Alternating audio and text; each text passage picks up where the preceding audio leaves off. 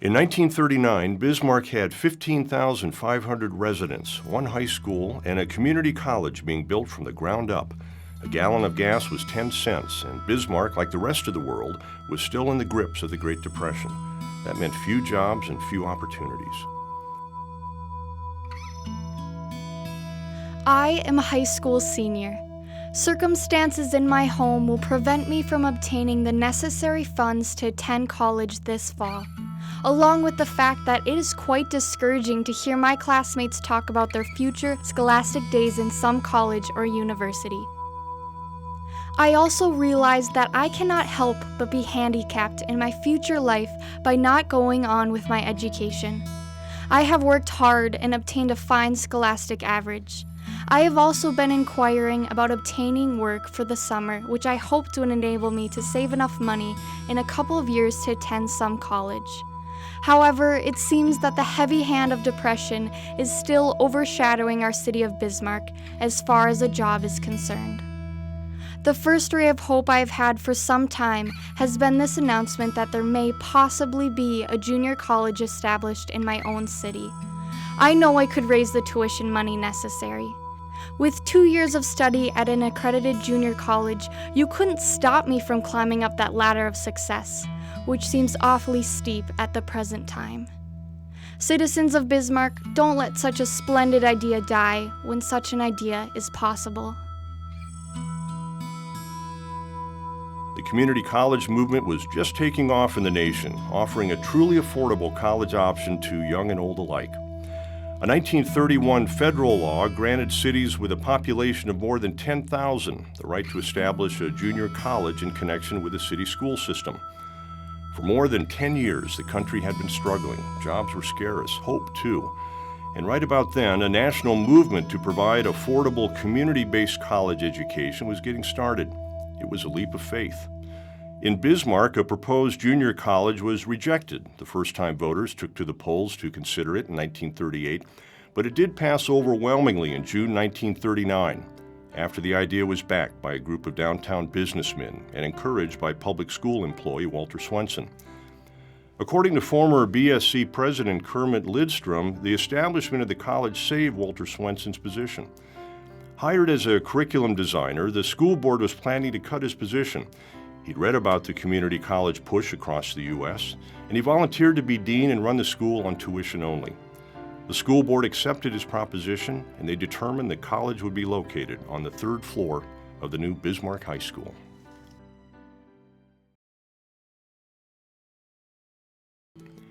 Dean Swenson left to work for the state of North Dakota, and in 1948, Sidney J. Lee was named dean. A former high school teacher, Lee was known for his support of the arts, but his approach didn't suit everyone. I didn't like Dean Lee.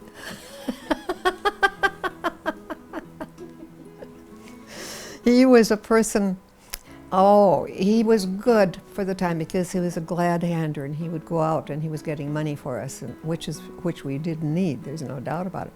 But as far as I was concerned, he would use some of my money to go in and buy some esoteric thing like a book on English gardens. Well, we didn't need a book on English gardens, and he did do that. Lee understood the need for publicity and value of flair. For instance, in 1948, Dean Lee approached Clarion Larson about starting a bagpipe band, although Clarion didn't know anything about bagpipes.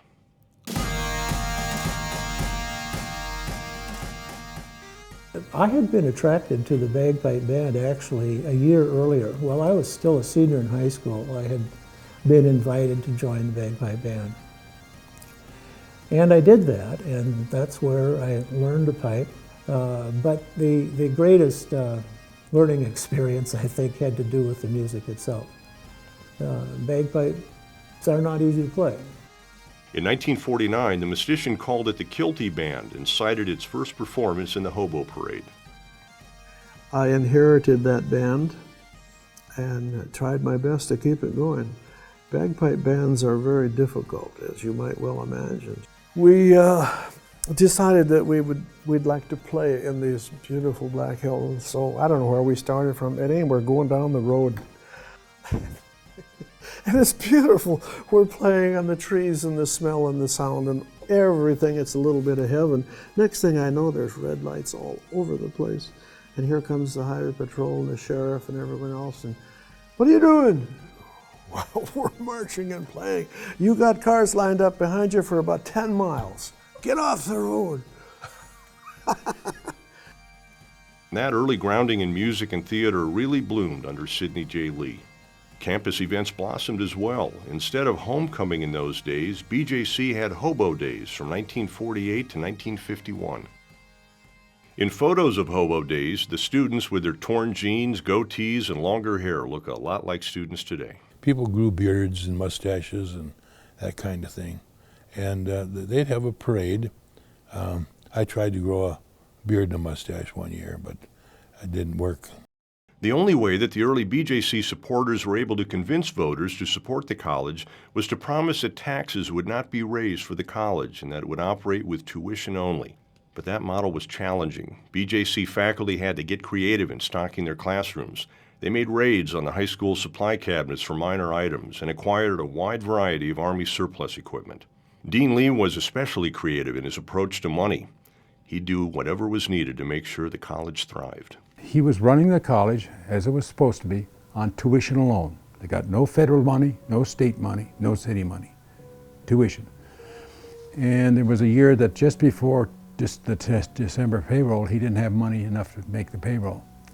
So he ordered a semi-load of Christmas trees, found a vacant lot downtown, and got the faculty organized as a sales group, and they sold those Christmas trees, and that gave them enough money to meet the December payroll. In 1949, BJC officially became part of the Bismarck Public Schools system, a move that offered additional funding options. Students were also conscious of funding, and many worked hard to earn tuition. We used to have an old shop on the campus there where the kids took woodworking and so forth. Part of my job was to sweep that up every day. Another was to, I had a little business of my own going, which was servicing gumball machines. I actually, when I went to BSC, I actually made money when I was going to school and playing basketball. I did not know if I would be able to afford to go to school, and fortunately, a family I lived with said that if I would stay with them and take care of the children, then they would pay my way to Bismarck State College, at that time BJC. And it was such an opportunity because otherwise I don't know, I had no way to financially get to school. Despite the challenges, BJC kept growing, and as early as 1949, talk of a separate building for the college had begun.